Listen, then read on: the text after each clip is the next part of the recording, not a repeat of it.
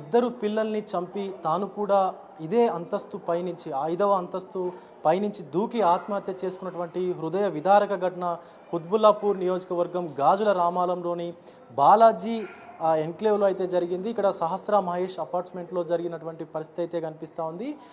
తేజస్విని రెడ్డి అలాగే వెంకటేశ్వర రెడ్డికి సంబంధించినటువంటి ఫ్యామిలీ ఇది. ఇద్దరు పిల్లల్ని హర్షిత్ రెడ్డి అలాగే ఇంకొక అబ్బాయిని కూడా అతి దారుణంగా సొంత కొడుకుల్ని అతి దారుణంగా కొబ్బరి బోండాలు నరికేటువంటి కత్తితో తల్లి హతమార్చి ఆ నివాసం ఉంటున్నటువంటి ఇదే బిల్డింగ్ పైనుంచి 5వ అంతస్తు పైనుంచి దూకి ఆత్మహత్య చేసుకుంది. పలు ఆరోగ్య సమస్యల కారణంగానే వాళ్ళు ఆత్మహత్య అంటే పిల్లల్ని చంపి తాను ఆత్మహత్య చేసుకున్నట్టుగా కూడా తేజస్విని రెడ్డి అయితే ఒక సూసైడ్ లెటర్ని కూడా రాసింది 6 పేజీలతోని.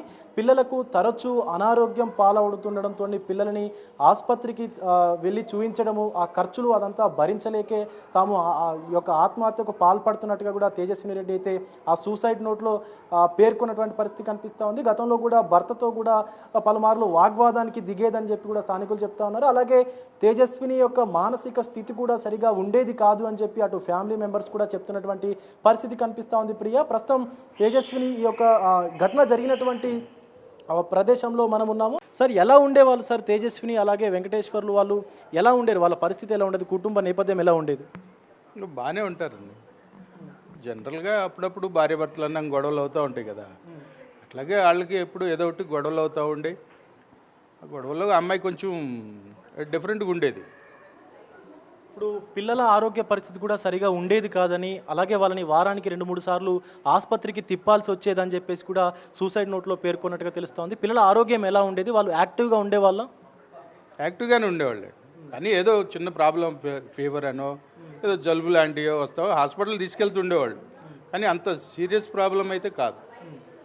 జనరల్గా జలుబు అది చేస్తున్నప్పుడు తీసుకెళ్తారు కదా, అట్లా హాస్పిటల్కి వెళ్తూ ఉండేవాళ్ళు ఎక్కువ. మరి అలాగే ఇప్పుడు వెంకటేశ్వర రెడ్డితో ఎలా ఉండేది తేజస్విని? తరచూ గొడవలు ఏమన్నా పడేదా? గొడవలు పడుతూ ఉండేవాళ్ళు అండి కాస్త. ఇప్పుడు ఎదిరింటి వాళ్ళుగా పొరిగింటి వాళ్ళుగా మీతో ఎలా ఉండేది? అంటే మంచిగా మర్యాదగా మాట్లాడేదా, లేకపోతే ఏమైనా తిట్టడం లాంటి దుర్భాషలు ఆడడం లాంటి ఏమైనా చేసేదా? అమ్మాయి మూమెంట్ ఏ టైంకి ఎలా ఉంటుందో తెలియని పరిస్థితి అండి. మేము ఎక్కువ తలుపు కూడా తీసేవాళ్ళం కదా, అమ్మాయికి డిఫరెంట్గా ఉండేది కొంత. మనిషి ఏ టైంలో ఏ మూడ్లో ఉంటుందో తెలియని పరిస్థితి. మనం మంచిగా మాట్లాడితే ఒక్కోసారి ఏదేదో మాట్లాడేది. అంటే ఆ అమ్మాయి గురించి భయపడి మేము డోర్ తీసేవాళ్ళం కదా ఎక్కువ. అది ఫస్ట్లో మేము పిల్లల కోసం అని పిలుస్తూ ఉండేవాళ్ళం. ఈ అమ్మాయి పరిస్థితిని చూసి మేము అసలు డోర్ తీయడమే మానేసాం. ఏదో మా పని బయటకు వెళ్తే అట్లా. ఇప్పుడు ఘటన జరిగినటువంటి సందర్భంలో మీరు ఇక్కడే ఇంట్లో ఉన్నారా? ఇంట్లోనే ఉన్నాం, కానీ మాకేమి ఎలాంటి శబ్దాలు లాంటివి ఏమి వినిపించలేదండి. నేను మామూలుగా ఇట్లా కళ్ళల్లో ఐ డ్రాప్స్ వేసుకుని ఈ సోఫాలోనే అలా కూర్చుని ఉన్నా, పడుకుని ఇట్లా.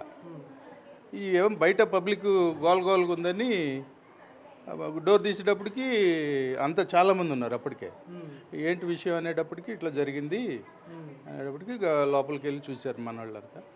అది బాబుని అప్పటికే ఎంత బ్లడ్. అదే పెద్ద బాబుని అప్పటికే చంపేసి చిన్న బాబు కొంత కొన ఊపిరితో ఉన్నట్టుగా తెలిసింది. అప్పటికే ఆసుపత్రికి కూడా తరలించారు. అవునండి, అవును. గబగబా మా ఫ్లాట్లో ఉన్న వాళ్ళే దుప్పట్లో పట్టుకుని హాస్పిటల్ తీసుకెళ్లారు. అంబులెన్స్ వచ్చింది, హాస్పిటల్ తీసుకెళ్లారు. అమ్మ, ఎలా ఉండేది తేజస్విని? మీతో అంతా కలివిడిగా మాట్లాడేదా, నార్మల్గానే బిహేవ్ చేసేదా? అదే అంకుల్ చెప్పినట్టు ఒక టైంలో ఒక రకంగా ఉంటుంది. ఇక అందుకని ఆ అమ్మాయి బిహేవియర్ మాకు నచ్చక మేము అసలు మాట్లాడేవాళ్ళం కాదు, వాళ్ళ వైపు కూడా చూసేవాళ్ళం కాదు. బయటకు వెళ్తే మేము బయటకు వెళ్తాం, మళ్ళీ లోపలికి రావటం వరకు. అంటే వాళ్ళ ఆయన మీద ఎప్పుడు గొడవాడుతూనే ఉండేది. ఆ అబ్బాయిని బాగా గొడవాడేది ఎప్పుడు. ఇప్పుడు వెంకటేశ్వర రెడ్డి వృత్తిరీత్యా కూడా ఆయన ఒక మెడికల్ దాంట్లో పనిచేస్తున్నారు అని చెప్పి చెప్తున్నటువంటి పరిస్థితి అయితే కనిపిస్తూ ఉంది. ఎలా ఉండేది ఆయన కండిషన్? ఎలా ఉండేది? ఆ అబ్బాయి చాలా మంచోడు, చాలా మంచోడు. ఒకళ్ళు ఊసి తీసేవాడు కాదు, ఒకళ్ళ జోలికి వచ్చేవాడు కాదు. మనం మాట్లాడిస్తేనే మాట్లాడేటోడు అంతే. ఇప్పుడు అంటే ఈవిడ ఎంత చేసినా కూడా ఆయన భరించుతూ అలాగే భరించాడు, చాలా భరించాడు, చాలా భరించాడు ఆ అమ్మాయిని. ఎందుకంటే ఎదురుగా మేము చూసాం కాబట్టి చాలా భరించాడు. ఇప్పుడు వెంకటేశ్వర రెడ్డి వాళ్ళ తల్లిదండ్రుల నుంచి కానీ ఈవిడకి ఏమైనా ఇబ్బందులకు గురి చేసినటువంటి సందర్భాలు ఏమైనా ఉన్నాయండి? లేదు. అసలు అబ్బాయి పేరెంట్స్ మేము ఎప్పుడు చూడలేదు. అమ్మాయి పేరెంట్స్ మాత్రం ఎప్పుడు వస్తూనే ఉంటారు. వాళ్ళ అమ్మ మొన్నటి వరకు ఇక్కడే ఉంది. ఈ అమ్మాయికి కొంచెం ఇట్లా మెంటల్గా ఉంటుందని చెప్పి తోడు ఉంది. ఈ మధ్య వెళ్ళింది ఇంటికి.